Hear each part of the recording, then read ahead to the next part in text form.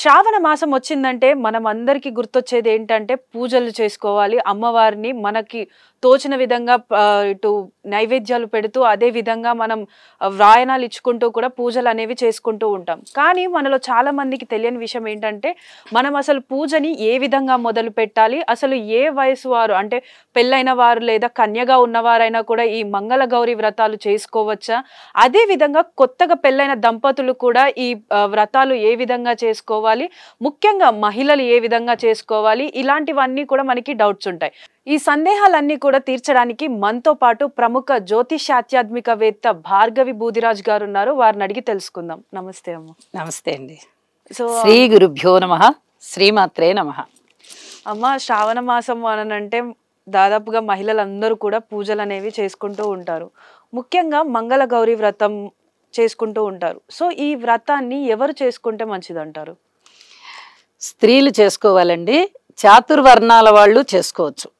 అంటే మనకి పూర్వకాలం నుంచి కులాలు ఉన్నాయి. ఇప్పుడిప్పుడు కులాల పేరు ఎవరు చెప్పట్లేదు.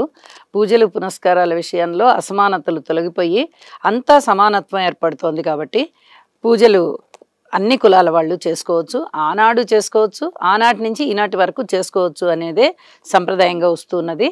అలాగే ఇక్కడ విశేషం ఏంటంటే పూజలు చేసుకునే విషయంలో స్త్రీలు కన్నెపిల్లలు ఇద్దరూ కూడా చేసుకోవచ్చు. అంటే వివాహానికి ముందు గౌరీ అమ్మవారిని వివాహ సమయంలో గౌరీ అమ్మవారిని పూజ చేయిస్తారు. కాబట్టి ఈ గౌరీదేవికి అఖండమైనటువంటి ప్రాశస్యం ఉంది మనము చేసుకునేటటువంటి పూజల్లో గౌరీ అమ్మవారికి. అలాగే ఈ శ్రావణ మంగళవారం పూజ కూడా గౌరీ సంబంధమే. కాబట్టి ఈ గౌరీ సంబంధమైన పూజ కన్య పిల్లలు చేసుకునేటటువంటి పూజకి సంబంధము, అలాగే వివాహిత స్త్రీలకి కూడా సంబంధం ఉంది అని చెప్పి కన్య పిల్లలు చేసుకోవచ్చు, సుమంగళులు కూడా చేసుకోవచ్చు. అమ్మ, ఇప్పుడు రేపు మంగళవారం వస్తుంది కదా, సో మంగళ గౌరీ వ్రతం రేపు గనక మిస్ అయితే ఎలాంటి ఫలితాలు ఉంటాయంటారు? సాధారణంగా మొట్టమొదట సంవత్సరం చేసుకునేవారు కానీ, లేదా ఇతరత్ర 2వ సంవత్సరం, 3వ సంవత్సరం, 4వ సంవత్సరం అట్లా చేసుకునేవాళ్ళు కానీ, మొదటి మంగళవారం నాడు గనక ఈ వ్రతాన్ని ఆచరించకపోయినట్టయితే, అంటే నోము అన్నమాట ఇది, నోముని ఆచరించకపోయినట్టయితే ఇక ఆ సంవత్సరానికి వాళ్ళు డ్రాప్ అయిపోవడం మంచిది, ఆగిపోవడం మంచిది, ఫలితం ఉండదు. 2వ మంగళవారం నాడు మొదలు పెట్టారనుకోండి, ఫలితం లేదు, చేయకూడదు. అలాగా మొదటి మంగళవారం నాడు చక్కగా పసుపు గౌరమ్మని చేసుకుని, పసుపు వినాయకుడిని చేసుకుని, యథావిధిగా పూజని ఆచరించుకొని, అక్షతలు తలన ధరించుకొని ముత్తైదులకి వాళ్ళు వాయినం ఇచ్చినట్లయితే ఇక అక్కడితో ఆ సంవత్సరం ఫలం ఉంటుంది. అంటే ప్రతి వారము కూడా చేసుకోవాలి కాబట్టి ఆ సంవత్సర ఫలం ఉంటుంది. ఒకవేళ 2వ వారం వాళ్ళకి ఏదన్నా బ్రేక్ పడింది అనుకోండి, ఏ కారణం వలన 3వ వారం నాడు చేసుకుని నోము చేసుకుని, ఇక్కడ బ్రేక్ పడిపోయినటువంటి వాయినాలు ఉంటాయి కదా, అది 2వ సంవత్సరం అయినట్టయితే కొంతమందికి 10 ఉంటాయి, కొంతమందికి 5 ఉంటాయి. అలాగా బ్రేక్ పడిపోయినప్పుడు ఆ 10ని కూడా యాడ్ చేసుకుని ఆ వారం ఇంకా అదనంగా ఇచ్చుకోవాలి. 3వ వారం అనుకోండి, అప్పుడు కూడా అంతే. 3వ వారం వచ్చినా తిరిగి వెనక వారంది కూడా ఆ కథలో చెప్పేసుకుని, కథ నోచుకుని, మామూలుగా కథ ఎలా చెప్పుకుంటామో అలా చెప్పుకొని వాయినాలు మటుకు పెంచుకోవాలి. 4వ వారం నాడు బ్రేక్ పడింది అనుకోండి, వినాయక చవితి రోజున చేసుకోవాలి మళ్ళీ ఇదే వ్రతాన్ని. అంటే మంగళగౌరి నోముని వినాయక చవితి రోజు చేసుకోవాలి. మొదటి వారం ఏ కారణం వలన చేసుకోకపోయినట్లయితే ఇక ఆ సంవత్సరం పూజ చేసుకున్నా కూడా ఫలితం ఉండదు. శ్రావణ శుక్రవారాన్ని చేసుకోవచ్చు, శ్రావణ మంగళవారం మటుకు చేసుకోవడానికి ఉండదు. అమ్మ, ఇప్పుడు మనం వ్రతం అయిపోయిన తర్వాత వాయినాలు ఇస్తూ ఉంటాం. సో ఈ వాయినాలు ఇచ్చే దాంట్లో కొంతమంది ఏంటి అని అంటే తమలపాకులో పోక అండ్ ఖర్జూర ఇస్తూ ఉంటారు. కొంతమంది ఏంటంటే ఇప్పుడు కొత్తగా ట్రెండ్ మార్చి సోంపు ప్యాకెట్లు కూడా పెడుతున్నారు. అసలు ఈ వాయనం అనేది దాంట్లో మనం అంటే ఏం ఇస్తే మనకి శుభ ఫలితాలు ఉంటాయంటారు? వాయనం అనగానే ముందర ఆకు, వక్క, అలాగే పండు, ఈ 3 ప్రధానంగా ఉండాలి. అంటే దీన్ని ఏమంటాం అంటే తాంబూలం అంటాం. ఈ తాంబూలంలో వక్క పెడుతున్నాం కదా, ఈ వక్కకి బదులుగా ఇప్పుడు ఈ మీరు చెప్పినట్టుగా సోంపు ప్యాకెట్లు పెడుతున్నారు. అంటే ఎక్కువగా సోంపు ప్రాచుర్యంలోకి వచ్చేసింది కాబట్టి దాన్ని పెట్టవచ్చు అని చాలామంది భావిస్తున్నారు. కానీ సోంపు పెట్టరాదు, పోక చెక్క లేదా వక్క ఈ రెండింటిని ఉపయోగించాలి. అలాగే వాయనం అంటే మొత్తం టోటల్గా వాయనం. ఇప్పుడు మనం తాంబూలం గురించి చెప్పుకున్నాం. ఈ తాంబూలాన్ని ఎక్కడ పెట్టాలి అంటే పసుపు, కుంకుమ, అలాగే ఏదన్నా వస్త్రం ఇవ్వాలి అనుకున్నట్టయితే ఒక వస్త్రము అంటే చీర, జాకెట్ కానీ, ఒకవేళ చీర ఇవ్వలేకపోతే ఒక జాకెట్ పీస్ కానీ అది ఇచ్చి, శనగలు కూడా ఇవ్వాలి. ఇక్కడ చాలా ప్రాధాన్యత పొందినటువంటి విషయం అన్నమాట శనగలు ఇవ్వడం అంటే. ఈ శనగలు దేనికి చిహ్నం అంటే జ్యోతిష శాస్త్ర ప్రకారంగా గురువుకి చిహ్నం.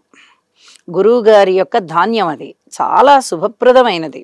అలాగే పసుపు, కుంకుమ ఇవన్నీ కూడా ఇవ్వాలన్నమాట. దీనితో పాటుగా శ్రావణ మంగళవారానికి ఇంకొక ప్రత్యేకత ఏమిటి అంటే ముత్తైదులు వాయినం ఇచ్చే ముందర బొట్టు పెట్టి గంధం రాసి పసుపు కాళ్ళకి రాసి ఇస్తారు కదా వాయినము. దీనితో పాటుగా ఆ నోము నోచుకున్నటువంటి కాటుకని ఇవ్వడం చాలా ప్రాశస్యం పొందిందనమాట. ఇది స్త్రీలకి సౌభాగ్య సిద్ధి కలుగుతుంది అనేటటువంటి నమ్మకం అన్నమాట ఇది.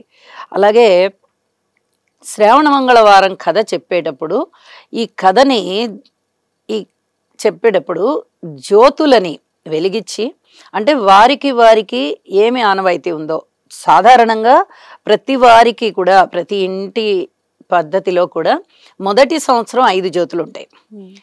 మొదటి సంవత్సరం నోము నోచుకునేటప్పుడు, శ్రావణ మంగళవారం నోము నోచుకునేటప్పుడు. రెండవ సంవత్సరం నోచుకునేటప్పుడు కొంతమందికి పెరుగుతాయి, 10 జ్యోతులు అవుతాయి, కొంతమందికి 5 జ్యోతులే ఉంటాయి. అది వాళ్ళ ఇంటి ఆచారాన్ని బట్టి ఉంటుంది.